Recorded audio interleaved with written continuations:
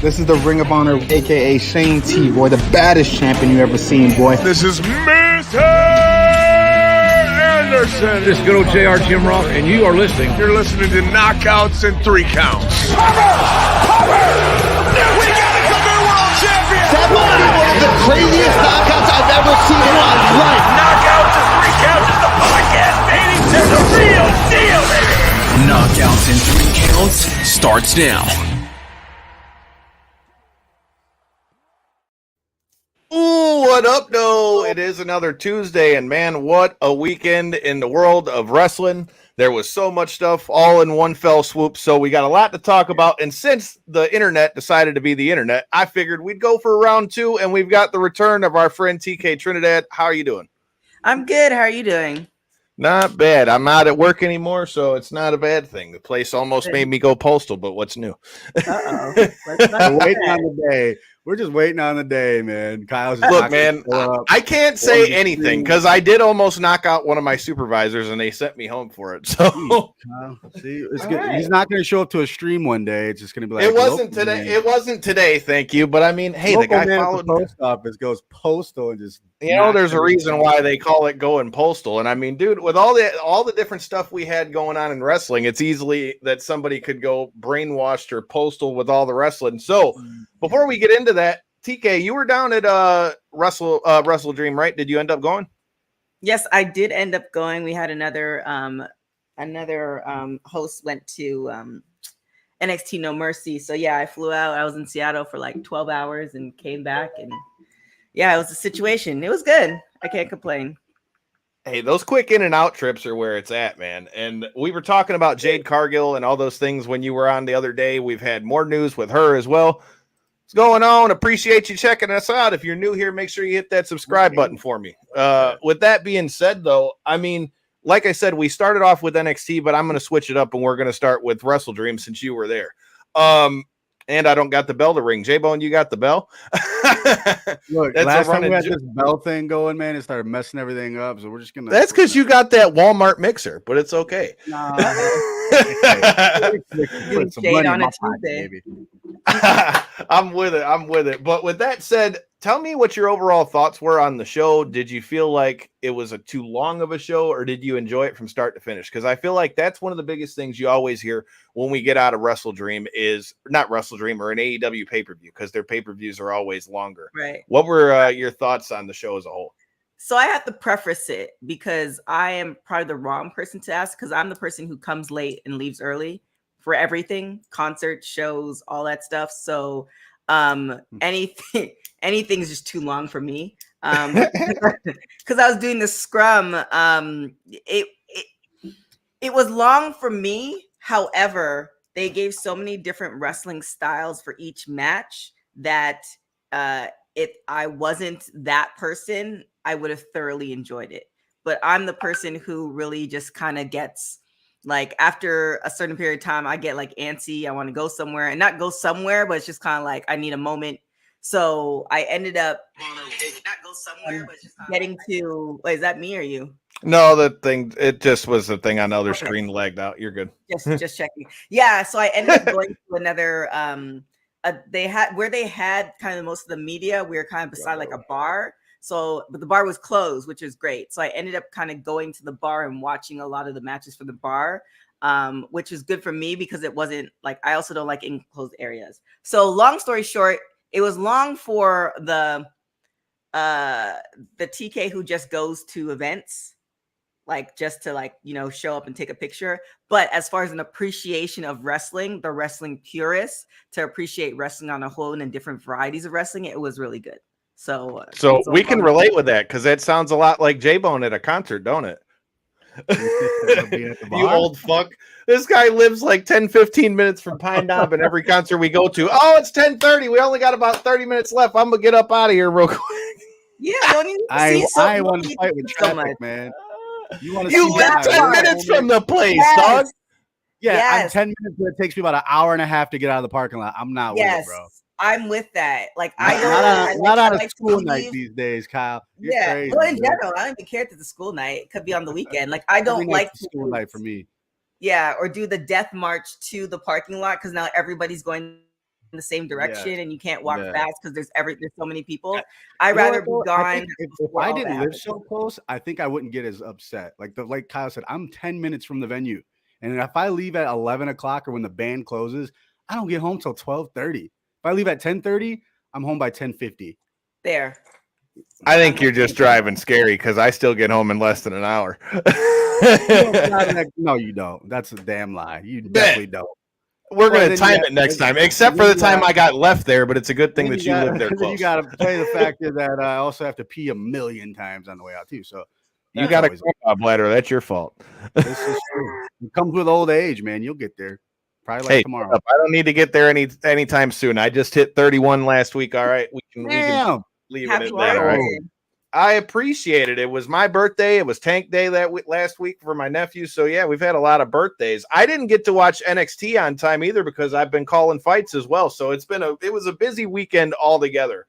With WrestleDream, what were your thoughts on? So one thing that I've noticed with AEW is it kind of reminds me a lot of Bellator in a lot of ways because they run the 0 hour, which is their pre-show that does all that, and they usually will have a couple good matches that are on there before you get to the main card. What did you think about what we saw on 0 hour? I like that we saw Willow get on there as well. What did you think of what we saw, and do you think they put too much in the pre-shows?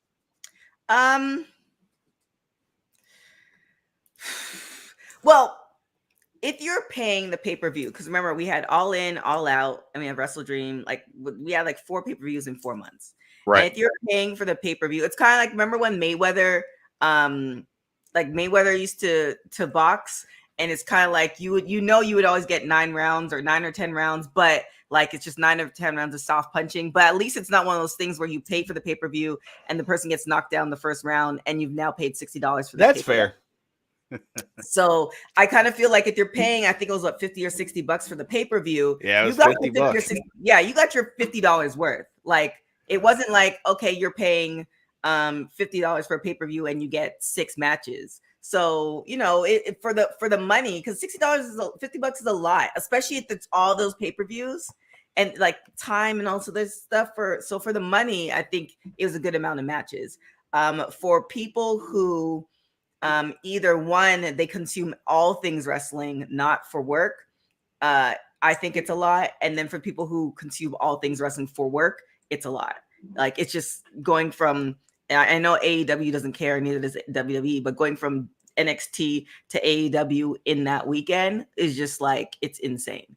So it's a lot. It's just a lot. It's a lot happening. But they don't care about our feelings. So, hey, man, I'm not complaining because at least, so I talked about this a little bit on last week's show. It's something that I don't understand with wrestling fans to save the life of me. Because before we complained because everybody was complaining because it was just WWE.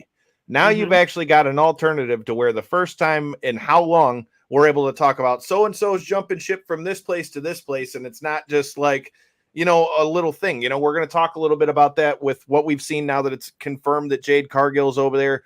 And now Edge, like you saw, or Adam Copeland, who we saw show up at WrestleDream. I'm just happy that we actually have more places for people to go and throw in Impact and a New Japan and all those things. I think the more places that we have, the better wrestling ends up being as a whole. Plus, it gives you a lot more different matchups. That's something that's been kind of hopping out to me. And a good question for you in that, but leading into that pay-per-view, there was the big thing about Tony Khan said that WrestleDream was going to be like the beginning of a new era. I think a lot of people, including myself, thought maybe that meant did he buy New Japan or get involved with New Japan into some degree with that, with how they were saying that it was going to be a mixed show and all that stuff. And I would assume by now we've all pretty much figured out that answer was that Edge jumped ship. Did you think at all that it might be him getting New Japan, or do you think that's something that we could ever really see come down the line? No, I don't think that's what up, Dylan. I don't think that's there's a couple of things. I feel like AEW is approaching their 4th year, right? Their celebration this week. And it's kind of like, I compare it to siblings, right? You have the sibling who's been there for a minute, 15, 16 years old. In this case, WWE's like been here forever. And then the newborn right? And this 2-year-old is trying to do all the things its brothers and sisters are doing, but it's like, yo, you're 2. So I feel like AEW is trying to really do way better than WWE because that's essentially their main competition. However, it's like comparing apples to oranges. So I do feel Tony, because that's what I would do too. That's the natural, like that's human nature. It's like, this is my competition. I don't care whether they've been around for 20 years or 5 years or whatever. Like, I'm going to squash them, period. And so I think that's Tony's mentality. However, in the long game of TV and social media and wrestling fans and stuff like that, it's one of those things where you have to pace it. So I knew I had a really strong feeling that Edge was going to come, because you needed Edge or somebody, because you just lost Jade Cargill, and we already saw, like, it was like verbal diarrhea. It was Jade Cargill everywhere, and not just wrestling. Yeah, just mainstream media everywhere. So there's nothing that he could have did to compare to that. But in the wrestling community, that was still a good pop. Because if they ended with anything else other than a surprise, it would have been a great thing. And he could have done that. And that would have been like, I'm 4 years old. Like, I'm going to continue building a great product. But the ego part of us is like, yeah, nah, I don't care if I'm 4. I want to take you down. I want to have just another pop here, F you, and all the other explicitives. So, It says, Joe's commented in, that's good information. It says Adam's debut video on YouTube is already at 3.5 million views. So clearly people are watching and getting to talking about that. So I'm going to talk a little bit more about Edge once we get to the main event, but there were a few things that I wanted to point out with you and get some of your thoughts. So obviously, for anybody who's new here and doesn't know, you've got Women's Wrestling Talk, your podcast, and all that stuff as well. We saw the women sprinkled in a few different spots on WrestleDream.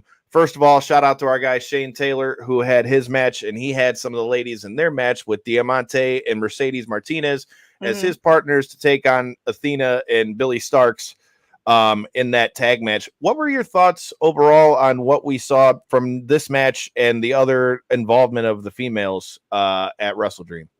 I mean, it's one of those things, like, I think they're both really great matches. And, being the creator of Women's Wrestling Talk, it's very obvious that I love women's wrestling. So I'm going to always want more. But this is what I tell people who kind of clamor for more. What else are you doing? So if you want more women's matches, but you're not, watching or supporting all these women's events or the merch or all this other stuff, but then in the same vein say, I want more matches, then, that's a moot point. If you're, watching these matches, now you create a platform like Women's Wrestling Talk to highlight these women, to bring more women to the rest of the population, then you're doing something. It's no different than the WNBA. It's like people complain about the WNBA. It's mostly, women who complain about the WNBA, but do you have season passes? Like, do you go? Do you know who's playing in your city? Like, you can't rely on the men to do all the things all the time just because they like sports. So for me, going back to all that, yes, I love the matches. Julia Hart and Chris Statlander, amazing match. I would love to see more because we had so many matches. However, you're also looking at a business standpoint. So, if you're looking at the overall ratings and, what dips as far as who watches at what time and also all that stuff, that might be one of the reasons Tony Khan has more male matches than female matches. He has a lot more men on the roster too. I think it's like 80-20. So, you can only do so much, and it's not giving him an excuse, but it's also like, you can't have the whole card be women. Right. I mean, you could, but in his business standpoint, especially when you're trying to throw in the Japan element of it with the New Japan guys, and you did the whole thing with Kota Ibushi and all that stuff too. So there's only so many spots on the show, even if we are talking about a show that's as long as WrestleDream was. But all in all, Julia Hart is one who, you can't even argue the fact that she has had some of the most growth in the last year. Her entrance that she's got now is badass. Insane. Yeah, I love that. That helps with it. I love the fact that they got her using the mist and the way that she's carrying the character into her matches with the way she's moving and the way that she uses a submission hold now versus what she came in as the preppy little cheerleader and all those things. So for me, I love that. And it was also good to see them have the spotlight, because I know you were in there with me as well. For anybody who's new here, make sure you hit that subscribe button. You know, we got to talk with Chris Statlander in Chicago, and that was one of the things she talked about. She said that a lot of times she felt like the women weren't getting fair crack with their matches, but also that the fans that were watching were being very overcritical about some of the things that have been going on. So I thought, with the way that things were sprinkled in, like you said, for the magnitude of how big that card is, I think the time that Statlander and Julia Hart got, the time that Willow, and I'm drawing a blank on her opponent for some reason, but all the female matches got time for what they had. I wish there were more women's matches, don't get me wrong. But at the same time, like you said, with how big of a card it is, at least the matches we saw weren't like a 5-minute squash, and that's what we saw. So, right. I mean, I agree 100% with that thought. Wish Saraya versus Hikaru Shida was on Sunday.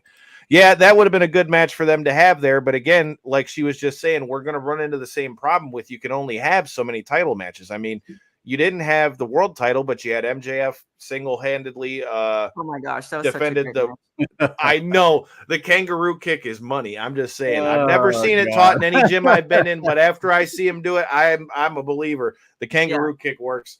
And then Saraya also said, because people were asking about that, and Saraya also said that Hikaru Shida was out of the country. Yeah, I don't know, right. I mean, I don't think she would lie about that. So, what's there to lie about? Right.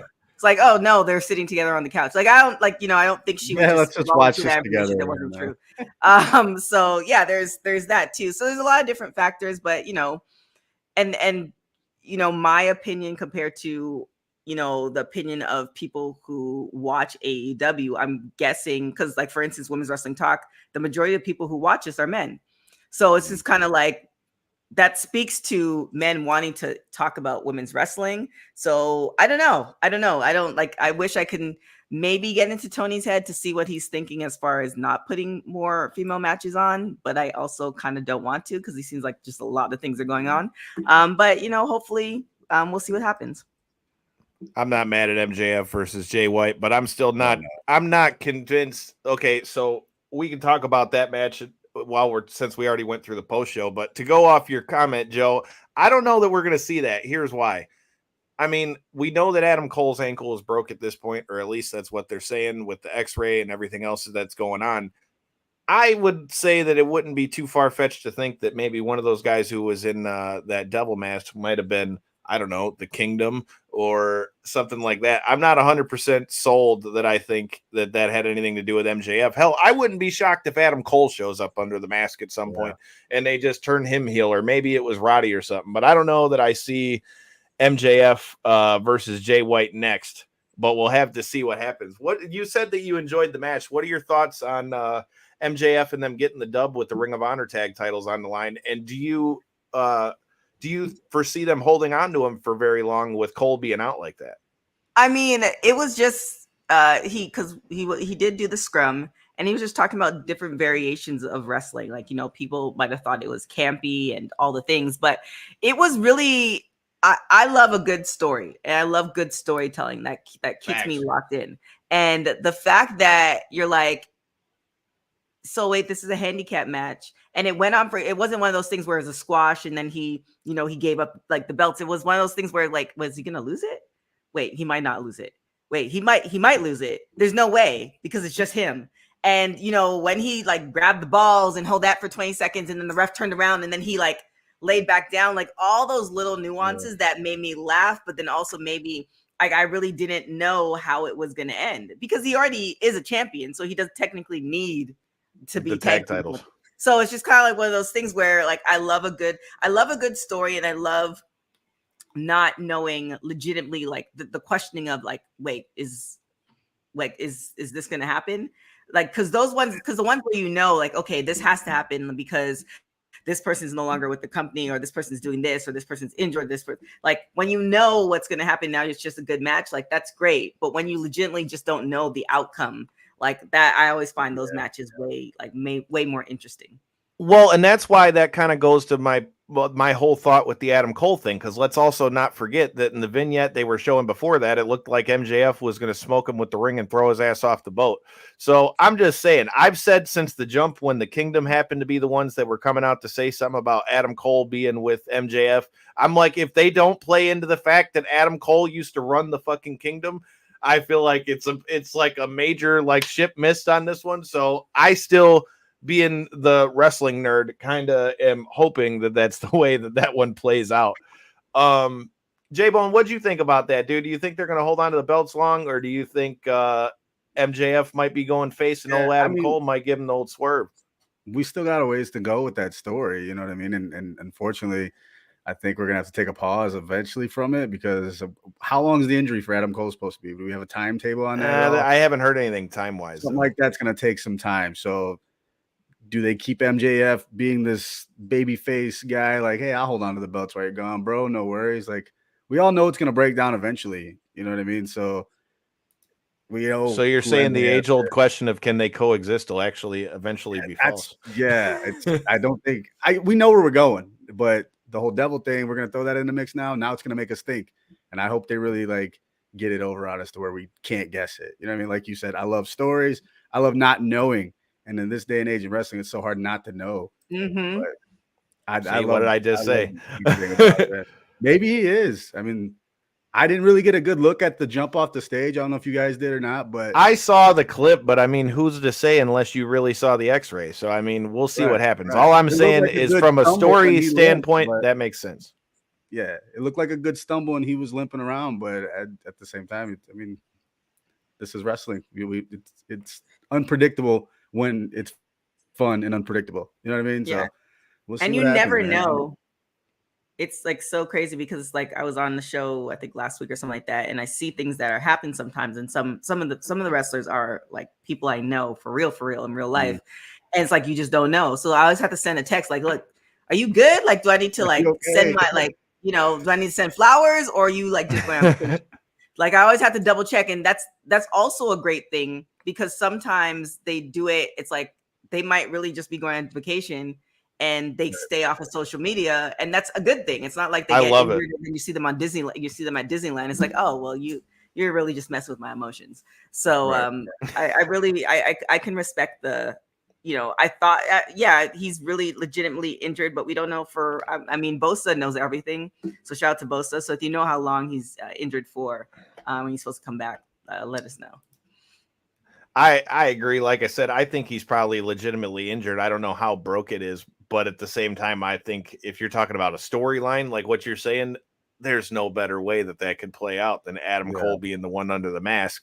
And I mean, with him being in the same locker room, you already got the out to how he got the mask out of his bag. So I'm just saying, for my money, if we're talking about who I'd like to see it be, I don't know if it can be Adam Cole because of the injury thing, but I'm just saying, if we're talking storylines and stuff like that, to me, that's the way to go. You know, it raises another question for me though, because I didn't get to ask you this when you were on the show last week. You know, speaking of wrestling and all that stuff, you got to tell me, how did you get into wrestling, and what was it that caught you on a spark? Because that usually tells what people like in wrestling. Wow, I was actually. So I got into wrestling because of Xavier Woods, Austin Creed. Shout out to Woods. That's how I met him years ago. I think we're going on like 15 years now. And myself and another co-host went to Raw last Monday. And I was dropping Austin to the airport. And I had told, he knows the story, but I'm like, I was literally just telling another host about you. So what happened was, I was in Toronto. I was working at a TV station. It was like outskirts of Toronto. Then Austin Creed with TNA had came in, and we were literally the only two Black people on that station. So he gave me the nod, I gave him the nod, and we were both also the youngest at the time. And we just became friends, just purely out of like, hey, we're the same. And I stayed in contact with him.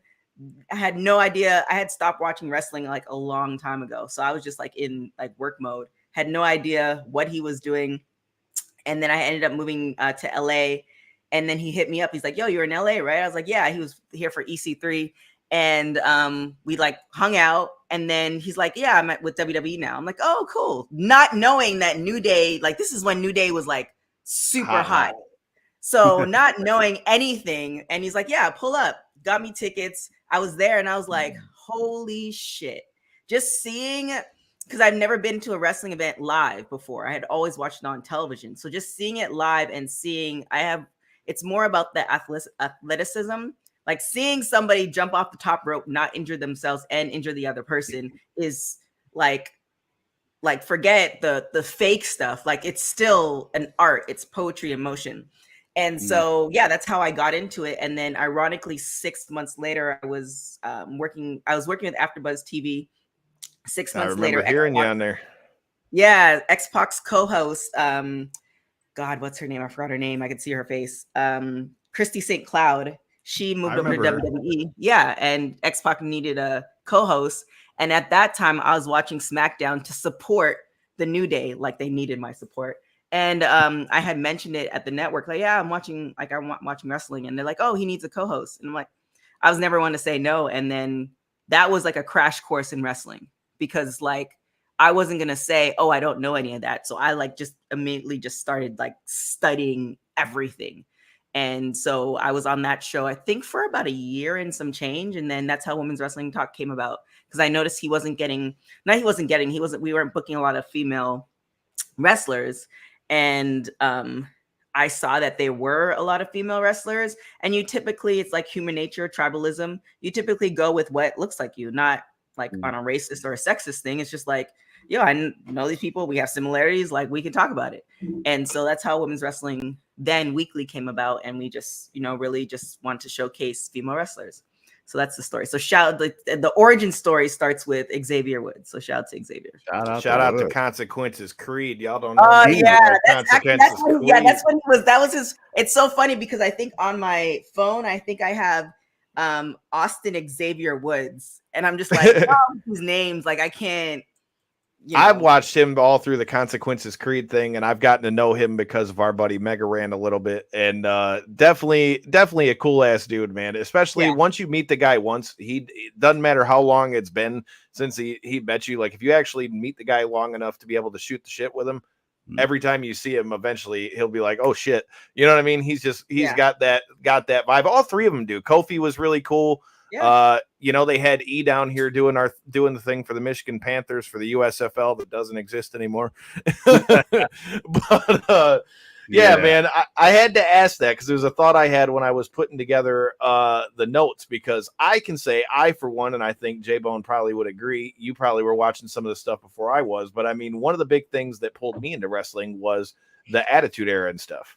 So to have them... See, you got to go back and check it out. Like I've watched it since then because it's so crazy. Because when I started, I don't think anybody knows, but I'm sure they can assume. When I started co-hosting with X-Pac, I didn't realize like how big he really was until like I started doing shows with him, and then we started going to events. We started going to different shows, and I was just like, "Yo, like this dude's like legit." And then I started looking back at different things. And if you hang out with Sean, like he doesn't tell stories in order. So you're going to hear bits and pieces, and then you have to remember those bits and pieces, and then put the story together it's like a jigsaw puzzle when you're talking to him. So yeah, it's one of those, I remember bits and pieces. I remember certain parts of like, watching The Rock in school when I was like a kid, but it's just kind of one of those things where I would just watch it as somebody else was watching it. And then it's just kind of like I watch sports based off of like that, like just putting your body to that, taking your body to that level, just being a former athlete, I can appreciate it. So like, no matter what you do, from cheerleading to wrestling to pole vaulting to whatever, for your body to do that. That's why I kind of hate when people shit on athletes, because that part. These people are training while you work a 9 to 5 and then you sit on your couch. And no shade about that. Like I kind of want the people that are training.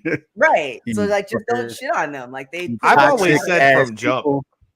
like I come from the world of MMA and boxing. So like I've been knocked out. I've had somebody choke me. I've been put in an arm bar, all those kind of things. That's why for me, it was always you look at the physicality of wrestling and you're like, okay, so we know who wins and loses. They already know that. But I mean, dude, whether you know what's going to happen or not, perfect example. We needed to talk about, we had a couple more things to talk about WrestleDream. You're telling me that Darby Allin didn't all but kill himself when he got thrown into the fucking stairs, or when they ripped the mat up and he's just taking all the bumps on the solid boards. Like, look, bro, say what you want, but that shit has got to hurt. There's no two ways about that. There's no other way to look at it. And like you said, now that we've gotten to do the show and I've gotten to know so many of these people, like, personally, it's the same for me, like with fighting, right? Because like Corey always makes a joke of it, because we were doing commentary on fights on pay-per-view Saturday night. Shout out to Matt Friendo and Lights Out Championship. But it's funny, it's the same thing like with fights, how you'll get people like, we just had a guy on here on Tuesday, cool dude, didn't have any Askar, he didn't have anything bad to say, anything like that. But then after the fight's over, all you see is all the fans, oh, what happened, buddy? You fucking lost, and blah, blah, blah. And, the whole thing. So it's MMA fans and wrestling fans, I swear, maybe two of the most toxic fan bases there are in, like, existence. So I just want to say something real quick about X-Pac, though. That dude got me suspended from middle school twice. Just look, I went in there with an X-Pac t-shirt, right? This is old, just 7th grade, and he's doing this. Whatever. They're like, you can't wear this to school. All right. Yeah. So I wore it again. And they suspended me. I'm like, well, this is like one of my favorite shirts, because I'm down with the Attitude Era, DX for life, right? I come back after my suspension, whatever. Here, I'm wearing my shirt again. You're suspended again. You wear it again, you're expelled. Was it just the DX shirt, or what shirt are we talking about? No, like just a generic X. It just had X-Pac on it, and he was doing the crotch chop, and it had DX logo on it. Whatever. It was like, well, once they started putting "suck it" on all the shirts, dude, we were all kind of screwed. Yeah, I think we all got suspended for wearing those shirts at one point, and then the NWO, they thought we're all in a gang. But it is what it is, bro. That's the beauty of wrestling. You know what I mean? Kept everybody off the. Yo, I just find it funny, the fact that like the click sign is essentially became like the gang sign for wrestling, pretty much. Like every time you see wrestling fans link up, somebody's throwing a click sign up somewhere. You know it, man. You know it. And it's iconic. Well, it's iconic. It is. We were doing like a field day for my work, and we had like it was like a baseball like it was just like this baseball thing, and this chick, one of my coworkers, she reaches first base, and she literally tells everybody to suck it. I was like, wait, what? Because you expect it from certain people. You were like, there's certain people where you're like, yeah, that makes sense. But it's kind of like when I saw her do it, I was like, that don't make no sense. And it was amazing, because you could see how like it transcends. You see it all over the place, and some people might not know where it's from, but then when you see it randomly in other places, it's awesome. It's just like Ric Flair, man. You could quote a Ric Flair promo and go almost anywhere, and even people who don't watch wrestling are going to be able to quote the promo. All right, so the last couple things I wanted to ask you about WrestleDream before we let you get out of here and go get your swole on real quick. I already know, I know the struggle, so I'm gonna let you get out of here and not screw up your workout. But with that said, one of the matches that really stuck out to me for WrestleDream was Swerve versus Hangman. Dude, that crowd was 100% with Swerve. And then Hangman did a good job of kind of like bringing him back with how tough the match got. But man, I don't know about you guys, but as soon as that match started, my first thought was, I was like, look, I get it, Hangman's the ex-champ and all that stuff, but holy shit, Swerve's got to win here. Like, he's got to win here. What was it like in the arena for that one, and what did you think about Swerve and Hangman? Man, it was very loud. It was very loud. I mean, he's from Seattle, so that was another thing too. It was a great match. And even when he did the press conference or the media scrum, there is some realism to it. Like, because most people seen like the trajectory of his career, and like to see where he is now is like crazy. So yeah, it's just it was a great match.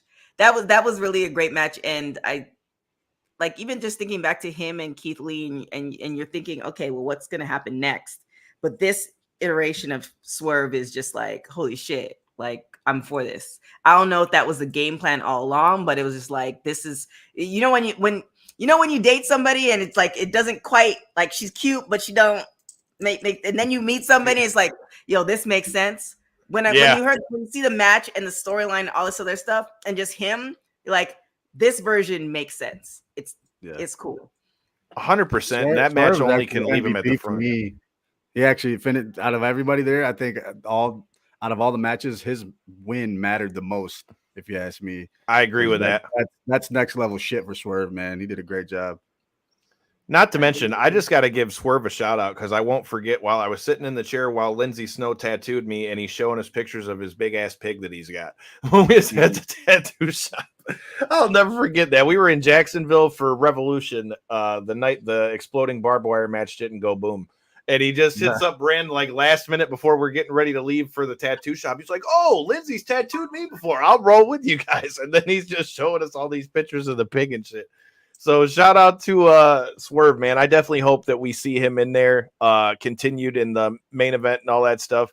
The same thing with the Danielson versus Zack Sabre match, dude. Like I really enjoyed that. I hope that maybe we can see, a little more of Zack Sabre over here. But I feel like, especially with Bryan Danielson coming out and saying, hey, this is going to be my last real year as active and all that kind of stuff. I really feel like since we've heard him say that, he's really tried to go out and above and beyond to, really try to make these matches go from being there at All Out and seeing the match with him and Ricky with the strap match and what we saw with him and Zack Sabre Jr. I mean, that match, I feel like it would have been hard for it to disappoint. But what were your thoughts on Danielson, Zack Sabre, and what was the vibe like in the crowd on that one? Another great, it's kind of one of those things where I forgot who said it. I think it was MJF who said that there was different wrestling styles for everybody. And that was like another great match, but this is where the long, like it being just a long wrestling pay-per-view comes in, that it's like you can't fully appreciate all the matches because you're gonna get exhausted. Like, I don't care who you are, whether you're a child or not. Our attention span is super short. So it's like we're watching something that we really like, but also mind-wise, it's just like, yo. So this is kind of one of those things that I do recommend if you have time, because like I think like Dylan said, NXT is on right now, and all this other stuff. But if you have time to really go back and watch WrestleDream for the matches and almost like break them up because every match was a really, really great match, but I don't think you can fully appreciate the matches because it's just so long. I agree. What did you think about that one, J-Bone? No, I get it. But like, I mean, for people who really, really dig into this stuff, like we don't mind sitting through long pay-per-views, but I do get it. Sometimes things just get in the way. You don't be sitting in the same spot for hours and hours. But to your point, I mean, there's different flavors for everybody, right? Like that pay-per-view was so sectionalized in different types of wrestling. You got a little bit of everything. So for me as a fan, it was hard to not want to sit and watch. But I do get why people have that complaint of this is just too long. I mean, I get it, but it is what it is. You can't please them all. We all know this. Yeah. Sometimes you get hungry. Like there's just a lot of things going on. I thought that it was pretty badass, man. All in all, for what we saw and what it turned out to be, it was pretty badass. And speaking of things being pretty badass, before we talk about the main event to WrestleDream, shout out to Asa. I see you in the comments. Our sponsors for the show, Potter's Tree Service. They were also sponsoring Lights Out Championship 13 over the weekend. If you need to get your trees taken care of, if you need wood chipping, if you need storm cleanup, if you need anything to do with the trees, Asa is your guy. Hit him up if you're in Michigan or around the Hastings area or the UP. Ace's got you covered. Potter's Tree Service. All the links are in the description. All right. So obviously the main thing everybody was talking about with WrestleDream was what we saw between Darby Allin and Christian, and obviously the debut of what used to be known as Edge and Adam Copeland. So before we get to Edge coming in here, tell me about the match, because dude, Darby got the shit beat out of Yeah. him, man.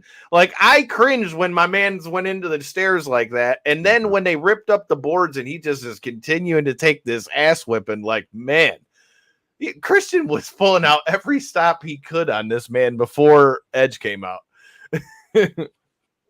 It was That's hard to watch, man. That's hard to watch sometimes because obviously Darby's durable. We've seen it for years, but dude, he's gonna Mick Foley himself, bro. Give him 25 years, he's gonna be walking right. You know what I mean? Oh, So yeah. Shit, he Yeah, wrestles like that. He ain't lasting 25 years. man, he's just gotta pull it back a little bit, dude. I don't know. It's tough to watch. I mean, shit. Yeah, those matches I can't watch. I remember Moxley did one. Well, anything blood wise, I'm out.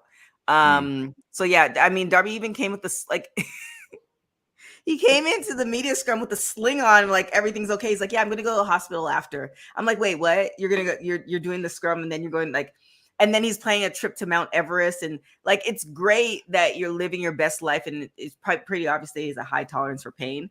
But yeah, like I said, WrestleDream, there's stuff for everyone. I'm not that person. I can't. I mean, we talked about wrestlers on Netflix the last time I was here. I actually got to watch the whole thing and they had like a blood, like just a death match. Couldn't watch it. I fast forward to it's like, all right, cool. This is where we are. That's not my thing at all.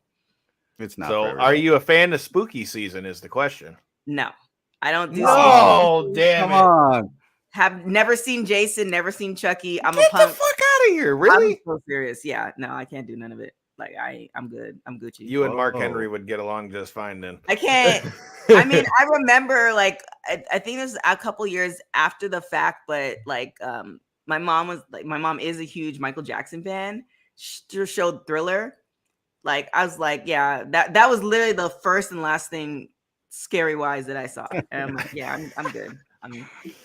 I like it. Well, talking about what's good, man, you know, we saw Edge come out at the end of that. We saw Nick Wayne turn, which I wasn't exactly expecting that, but I thought there might be a chance. But man, for Adam Copeland to come out there and for him to have the Alter Bridge song and everything with it, it's crazy to see him in AEW. And I mean, from what I saw from the scrum, basically it just sounded like he just wanted to wrestle more. And WWE only really had him, you know, slated for the every 3 months kind of deal. So with that said, tell me what your thoughts were in the arena and the debut of Edge, and what do you want to see him do inside AEW? I mean, the arena went crazy, but I think there's a lot of people who thought he was coming, like the rumblings of him, the timing of it, everything like that. I think a lot of people thought he was definitely coming. Yeah, I don't know, because again, kind of referencing the media scrum, we had Edge come. He was the first one up, and then I think kind of to the middle of the media scrum, we had Christian who like didn't acknowledge friends, which is like his character is just crazy great. Because he was just so insulting to the right people. Like I don't know what he would do. I don't know what I would do if they insulted me. But you know, I'm looking forward to it. We'll see what happens. But yeah, it was I don't know. And this is a good thing because Christian stayed in character. Adam Copeland was like just super stoked to be there. He talked about him and Jericho separately talked about the fact that WWE, like, it's kind of one of those things that you can suggest the storyline, but there's a high chance that it won't happen.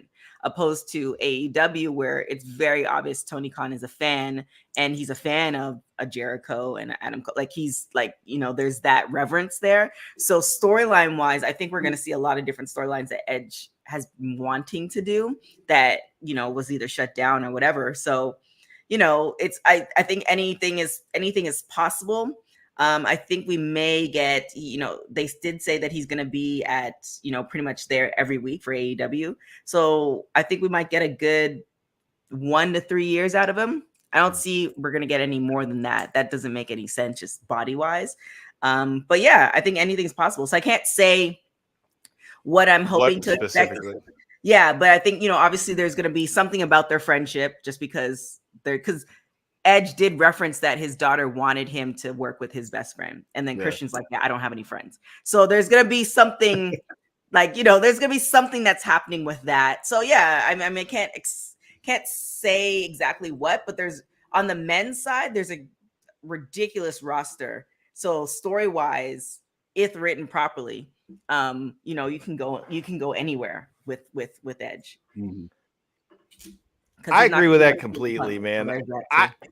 I've only got two things. Number one, obviously, I think what we're going to see first is probably him versus Christian, which I'm all for that. That's fine with me. But all I'm saying is a little nostalgia in me wants to see at least one match with Edge and Christian as a tag team before they get out of here. Like, if we get that before we get out of here, and I think in a year and a half's time, Edge is probably going to get, a run with the title at some point. So that way he could have won both belts. I think, the title, the thing with Christian and them tagging again are basically what I want to see out of it. But I will say this, it's crazy. It's a crazy time to think. And this is why I don't understand why wrestling fans can't just enjoy all wrestling, because who in a million years would ever thought that we'd see Edge inside of another company? So like for me, I just don't get the tribalism with the companies. Like, as far as I'm concerned, like, the hotter both of them are, the better. So like I said, I think it was great. I'm excited to see what we see out of here. We're going to see what happens with Edge and Christian coming up, because we already know that on Dynamite, he's got Luchasaurus. So like I said, it's going I'll tell you one thing real quick about Edge, though. For a locker room that was hurting, quote unquote, hurting on the internet because of everything that happened with Punk and all the, the people, the ruffled of the feathers in the locker room, you just strapped on a med pack, bro, because you hit the jackpot with Edge in your locker room. That dude is going to lead that entire locker room in the right direction. So outside of the wrestling ring, you hit the jackpot. So that's probably the best signing they've ever had. Well, that brings up as good a question as any to get you out of here on, since I know you got to get out of here. And I want your gut take. Who ends up being a bigger impact for AEW? Was Punk coming to AEW a bigger impact? Or do you think in the long term, do you think Edge ends up being a better impact because of the effect that he can have on the locker room? Long term, Edge, because he's more mature. Like we're not gonna, like, the stuff that CM Punk did.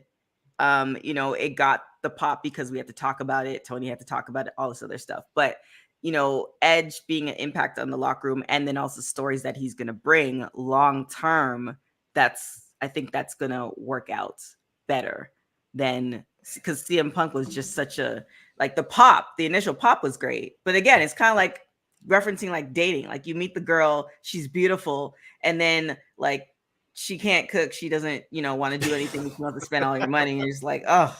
Then you meet a cute girl, and she does everything that, like, your mom does. It's like, yo, this is the one long term. So Can I just say it's nice to hear that a female say that for a change? Because whenever a guy says some shit like that. Yeah, well, first off, I don't cook, so I mean, I can say that. Like, damn, I want. Look, you're missing one. You're missing one notch on the tool belt. There's worse things in the world than somebody who can't cook. Because newsflash, I'm not the best cook in the world outside of burgers and steaks and that kind of shit. So I can get us some badass carry out though. There you go. Like, nothing I can order. So yeah, long term, it'll work out. If Tony doesn't get in his own way, like if Edge presents a story and then Tony's like, let's do it this way, because like I think Tony Khan is like the Tyler Perry of wrestling. Like, he writes everything, and just because you write everything doesn't mean it's always going to be good.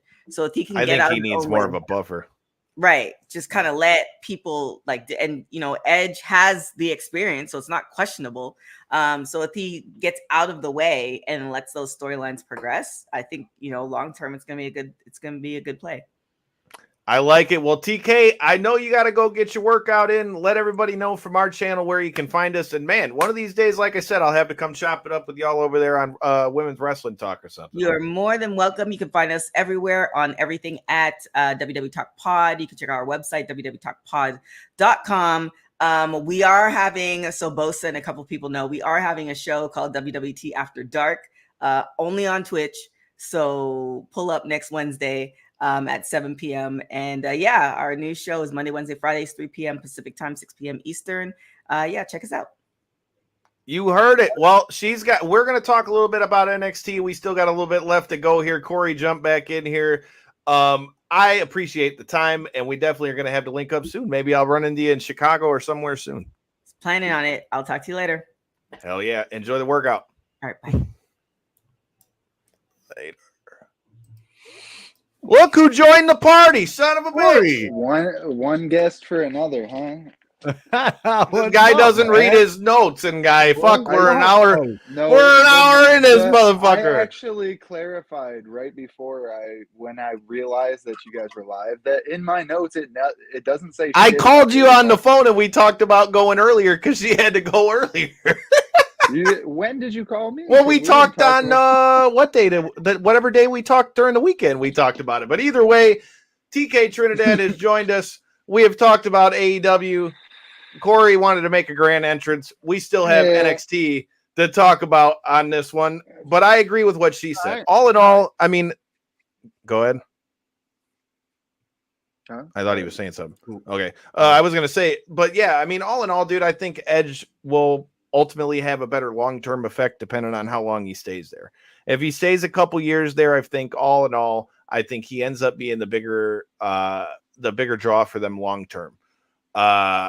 But CM Punk for shock value, I think, is only because he was gone for so long. Right. So I liked it. I think it's a good thing. I think what we're going to see first is Edge versus Christian. I think that's going to be his big first feud. All I know is I stick to what I said. If we don't see Edge and Christian team one more time before Edge quits, I'll kick Tony Khan in the balls. Oh, we will though. Think of the match possibility. You get an Edge and Christian versus FTR, the Acclaim, Edge and Christian versus the Hardys. The Hardys again. Like, dude, this is a lot that we can. Team 3D just came back. Bring them all. Run a damn TLC match again. Bucks, you got the Bucks there. There's so many possibilities for that. Then they want to do it because they're highly regarded as one of the greatest tag teams of all time. I mean, look at the belts they won. So why not put them in there with the new age goats? You know what I mean? It's a lot to be done. It's probably going to take a while to get there, but I think we're going to see it. I agree, dude. I think it's a dope thing that he's in. I think it's a dope thing that he's in AEW, dude. Like I said, I kind of thought that might be where he's going when he said what he did as far as them not coming to terms. But I mean, he straight up said it in the press conference. He said, I came back so that I could wrestle, not so that they could bring me back every 3 months. Yeah. To do something, because he's only got so many years left in the tank, so you want to do everything that you can in the time he's got. So I get it. I like that it's a new playground. I hope Edge going over there brings more eyes to him and all those things with it. We also did have another show that went down on Saturday. Dude, NXT No Mercy was pretty badass. I'm not gonna lie. The starting video with the old Nintendo 64 No Mercy like loading screen with all the people in it was fucking awesome. First of all, I literally like stopped and I'm like looking at my chair like, no shit, that really does look like the damn game. Like they had the whole setup and it looked grainy like an N64 and everything. That shit off the rip scored major points for me. But all in all, dude, that show was just money from back to front, dude. Yeah. Like they've seriously. been putting on a product every week, dude. Week in, week out, and pay-per-views. They've been putting on such good shows. And I mean, at this point, you have to expect it, right? You don't expect a bad NXT show. You never do anymore. NXT has been great, and that's what do you think?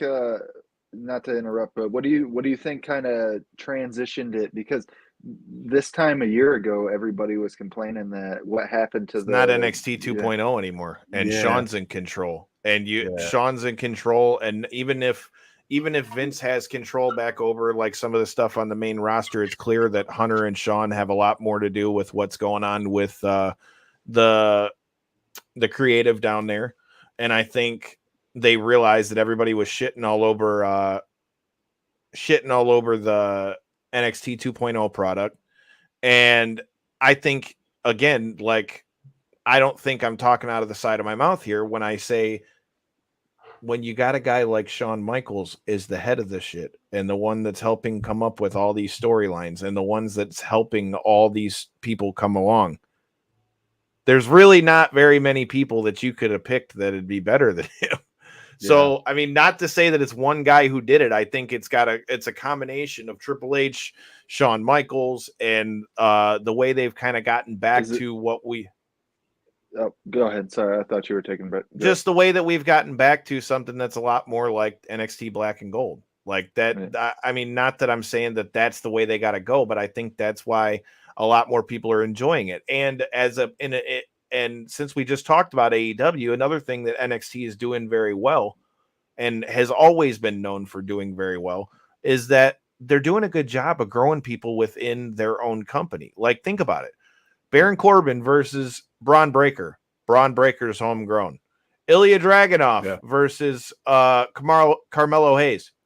Ilya Dragunov is basically homegrown through NXT UK and WWE NXT. Now, I'm sure he did stuff in the UK scene and all that too. But, I mean, again, you can go down the list.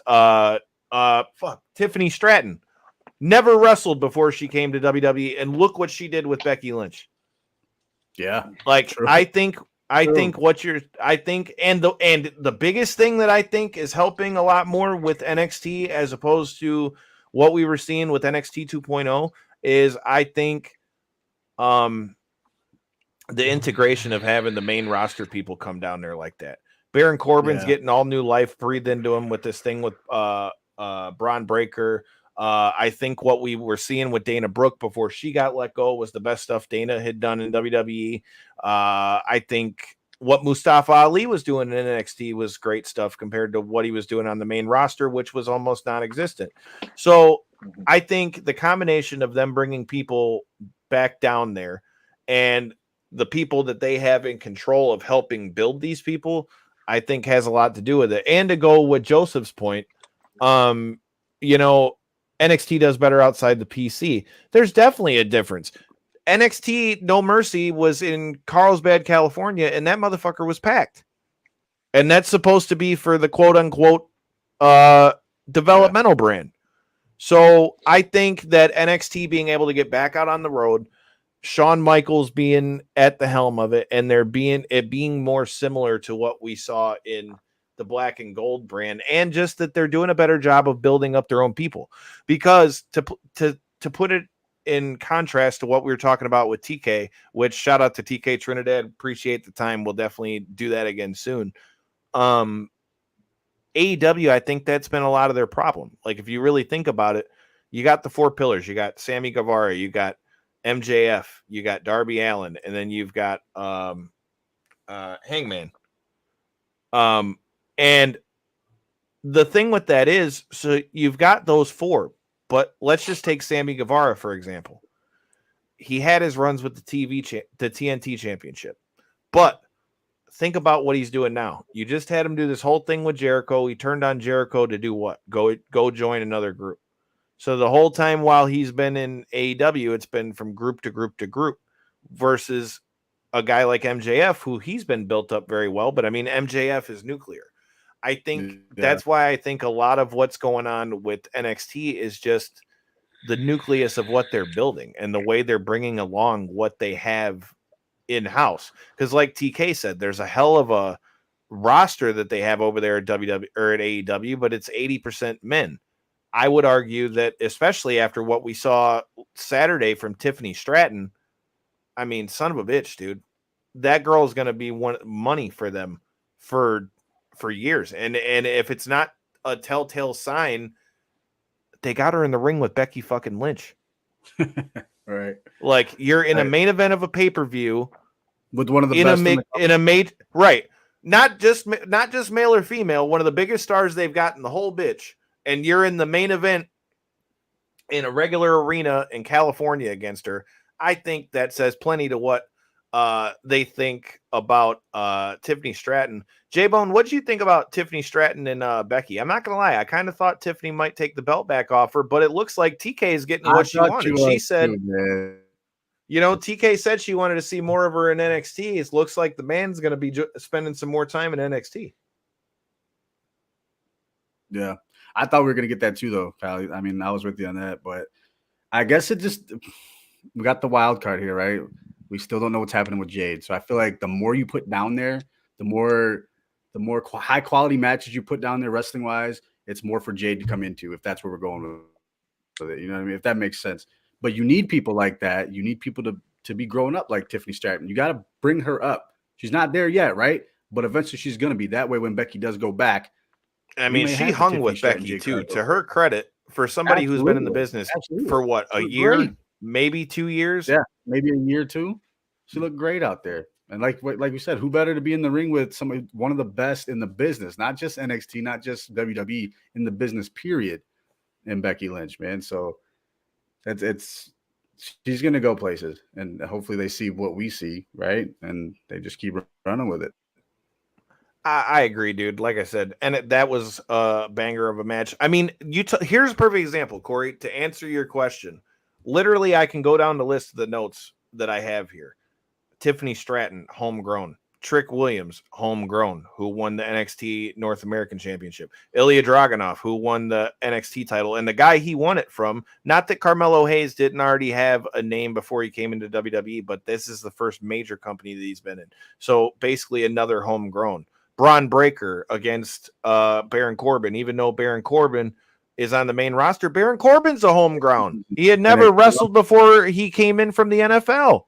Yeah. And now he's playing against another guy who's come in from the NFL. Who better to help him learn the ways of WWE than getting in the ring with a guy who comes from football like you do and has already made it up to the main roster, and now they're bringing him back down to kind of get some more shine on him. I mean, who better for him to learn from? I mean, literally, if you go down the list of the things that happen at NXT No Mercy, it's hard to say that they're not doing a job of bringing that up. J-Bone, I mean, speaking of those guys, what'd you think of Trick Williams getting him a belt? Whoop, that trick was ringing through Carl's bad. Look, so I was waiting for DJ to come out real quick. Trick Williams, man, like we didn't get to see a lot of him, right, for a while because he's doing the manager thing, but now he's finally getting his shine, man. He's a big great out there. Dude. He's a big dude, and he is athletic as hell.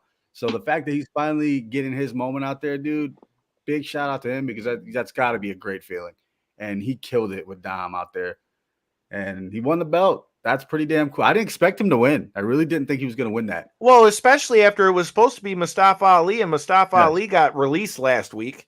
Right. Like, they already had the match on the card. Like, it was already advertised. They literally did promos on Tuesday, and the guy got let go on Wednesday. Yeah. Yeah. So that was not something I expected, man. Out of all the releases, which ones surprised you guys? Dolph Ziggler. Yeah, I think I was most surprised by it, but at the same time, I was happy about it because I'm happy for him. See if he can go do something else, but I can't believe they actually let him fucking go. We've been talking about it for a long time. That guy needs to be free and go other places. He's a raw talent, and he's just not utilized the right way. Never has been.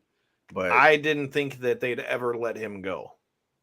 But they weren't. The thing is, they just weren't doing anything with him. You know what I mean? Like, but the thing is, he's so good. You could literally have him get up off the couch tomorrow, and you could plug him in with anybody. Absolutely, because of the the history, the resume the guy's got.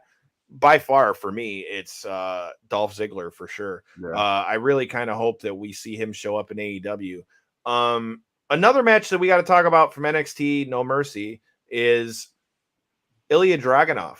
I mean, this guy's had a couple cracks at the title here. Him and Carmelo Hayes had a fucking banger, and my man's nose looked like it got cracked and everything. They beat the shit out of each other in that match. I think it was a great match for Carmelo Hayes. I think Ilya Dragunov is going to be a good new champion down there in NXT. I think it kind of gives a little bit of new life in there.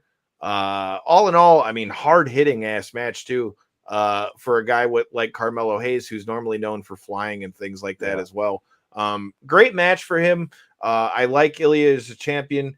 J-Bone, what'd you think about Dragunov getting the title? And not only Dragunov getting the title, but Robert Stone coming out and basically kind of costing Braun Breaker real quick. Mm-hmm. Yeah. Like you mentioned with Carmelo Hayes, man, like we did see him wrestle Dragunov's type of match. Very physical, high aggression, dude, high hit, you know what I mean? Everything was very physical. And like I always go back to remember the match with him and Gunther when they were chopping the shit out of each other. And it was just like big, like now look at him with Carmelo. You know what I mean? Like he brought that type of match to a Carmelo Hayes and it worked. You know what I mean? So I think that speaks volume to his work, man, because having him as the champ, it's only going to do good. The guy's been there for a while. He's been working. And he puts on banger matches every single time he's out there. So he well deserved to win that NXT championship. My question, though, is what happens with Carmelo Hayes now. Does he I move think up he's now? going to the Hurt Business. Are we moving up now? Are we waiting a little bit? What are we doing? He's going to be in the Hurt Business. We've already seen him on Raw, so we know, he's got the nervous butterflies can't be there anymore. He's been there. Look, they've already shown him with Bobby Lashley and Montez Ford and Angelo Dawkins. Damn it. I want to see him with. I've already said this. We didn't get to ask TK what she wanted to see Jade do. But me personally, I want to see Jade go run roughshot in NXT, win the belt, come up to the main roster. I think you turn Bianca heel and put her with the Hurt Business. Then that means you got Montez and Dawkins as a tag team. You got Bianca is the female that could oppose Rhea Ripley and all them if Judgment Day stays going around. And then now if you add Carmelo Hayes with it, now you've got the other singles guy, and then you got Bobby to go after the main title. Holy shit. What a murderer's row in that one. With MVP as the mouthpiece, dude, we're looking at a new nation of domination here, man. I would love it. I think it'd be great. Like I said, I think that's the way to go. I think that, and we've already seen Carmelo Hayes with them. And if I'm not mistaken, he came out on Raw and helped them when he was there on Raw. So, like I said, to me, that's where Carmelo Hayes needs to go next. I think that was a badass match. I think it can only raise his stock from here. But you heard it here first. I'm saying it. I think Carmelo Hayes needs to go to the Hurt Business. I think that's the way that we go out of this one. But again, another banger from NXT. Like there's Hopefully really the man no some time off, because you see that Death Valley driver to the corner. Jesus, that looked like it sucked. Give the man a couple weeks to recoup. Yeah, man. Like I said, it was definitely a badass, dude. I think all in all, dude, I think that's the way to go with him. But I think Carmelo had a good run in NXT, and I think he'll do good on the main roster. I think it just all depends on what they have as a plan for him on the main roster. All in all, though, banger week of wrestling. And then, like you said, Ciampa and Gunther beat the dog shit out of each other on Raw yesterday. Like, I thought that was dope. But okay, J-Bone, let me ask you this, though. What did you think of that match, A? And B, did Gargano coming out to help Ciampa kind of take away some of did you take away some of the steam from Gargano? Or Ciampa, I mean. You mean like per se the match itself? I would say, yeah. Well, everybody was so hyped up on him on the match, and then have Johnny come out. I feel like that was a hell of a match. That was a hell of a match. But yeah, no, I get what you mean. I mean, coming out because now we kind of forgot about the match, right? Now the story is DIY back together, which is great. I love it. But I could see where people would kind of forget about the match itself, and that was a banger match, dude. So, I mean, if you think about it, anything that Ciampa's really done on the main roster or NXT has been so good. Like, I don't know why it's been this long since they started utilizing them anyway, but here we are. Hopefully they do some good shit. And honestly, I would love to see, I know we got them back as a team now, but Gargano versus Ciampa was one of the best rivalries I've ever seen on NXT. I mean, you can make them a tag team again for a long time, and then, have them run as a tag team again, and then have Ciampa get a thorn in his side again, and then he turns on Johnny again. That would make WWE a lot of money, I'm telling you, because that would be huge. Look, I'm just saying, I was there for some of those Gargano versus Ciampa matches. I was there in Chicago when they beat the fuck out of each other all over the Rosemont Horizon, and yeah, I'm just saying, I would have no problem with seeing that. I want to see Ciampa stay up towards the main roster and in the main picture. We'll have to see how all that plays out. But it's going to be interesting to see what we see next out of NXT. But I like a lot of the new faces that we saw getting wins. Then we got Gargano versus Ciampa at Mania someday. Yes. I wouldn't be. Yeah, please, I mean, I would love it. It's a perfect place to do it as long as they build it up to where people care about the match. So, like I said, I'm all here. I'm here for that. Definitely interested to see where that goes and how it plays out. All right, that pretty much covers NXT. It covers WrestleDream. We've covered most all of the stuff in the world of wrestling. This Thursday, we're supposed to be joined by Abe the Killer Al Segir off another win here at Lights Out Championship. Corey, before we get out of here, what were your brief thoughts on Lights Out Championship 13? It was a fun event, man. Fun event. As we were kind of discussing on the night doing the broadcast, which was also a fun experience as well. It was a fun night for the professionals and for the amateurs. A lot of them making their debut. They put on incredible performances, and it just kind of kept the theme of fun Michigan MMA rolling throughout the night. It was constant.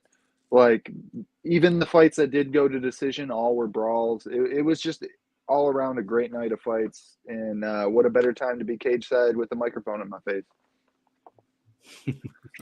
Yeah, man. If you guys missed it, make sure you check out the replay on Spectation Sports. You can check out our interview with one half of your main event, Askar from last Tuesday, as well as the other half of that main event, who I think we're probably not going to be seeing in a lights out cage again. I think he's probably headed to the UFC. Another win for the young killer himself, Austin Bashy, making him 11-0, getting another rear naked choke victory at Lights Out Championship. Abe Al Segir coming out with another win. Also, shout out to Ali Rahal and a few of the other guys who had big wins on that card. Shout out to Matt Friendo, Ashley Friendo, Lights Out Championship. And then on Friday, we had past guest of the show, Joe Elmore, go to war with Dustin Page, which ended up being a 5-round war in and of itself. There was so much going on. And then you had Canelo versus Charlo, which I'm just saying, I told y'all that Charlo didn't want that smoke with Canelo, but I thought it would be a little more competitive than that, though, or at least a little. Not even competitive isn't the word, just entertaining. The fact that he just didn't go for it at any given point. I mean, Charlo just Didn't kind they of end up giving him one round, and I thought I saw that they gave him but the 5th or the 6th, but I don't know how because dude wasn't in the fight at all. It's just I don't know. They're just being nice. So if we're going to talk about boxing, I mean, unless you have some poignant thing you want to say about that Canelo fight, I feel like the biggest topic right now in boxing is the fact that Showtime just announced that they're getting out of boxing. Now they announced that. That's been out for a little while. Once the Bellator stuff was going, they made it clear that they wanted out of all fight sports because they felt like it wasn't bringing them enough revenue. Well, with that being said, it's being more brought to the forefront because I've seen it was like basically official. They're saying it's off the schedule for 2024 unless like unforeseen big events come up. So with that being said, where is the home of boxing anymore? I feel like we're going to really struggle other than like the Zone and the people that they're going to be in the directly. same. They're going to be in the same spot as the UFC. They're going to either be on ESPN Plus, where you can either watch it as just boxing or they got Top Rank on there, or it's going to be something to where, like I said, I think ESPN ESPN is really going to be the only way. Otherwise, unless Showtime picks up, or not Showtime, HBO picks up more of HBO's out of the game as well. That's why I say that. Then there you go. I mean, you already answered your own question. Everybody go to it's Peacock. ESPN. Everybody go to Peacock. Let's go. Peacock. Let's not go to Peacock because I like the WWE Network better. But we got a lot more to talk about on the world of fight sports and all those things. We covered everything that was going on in the world of pro wrestling. If you guys are new here, make sure you hit that subscribe button because you never know who might be showing up this week. Because I've got some irons in the fire. So until next time, and in the in-between time, make sure you hit that subscribe button. Make sure you hit that like button. Make sure you hit the share button.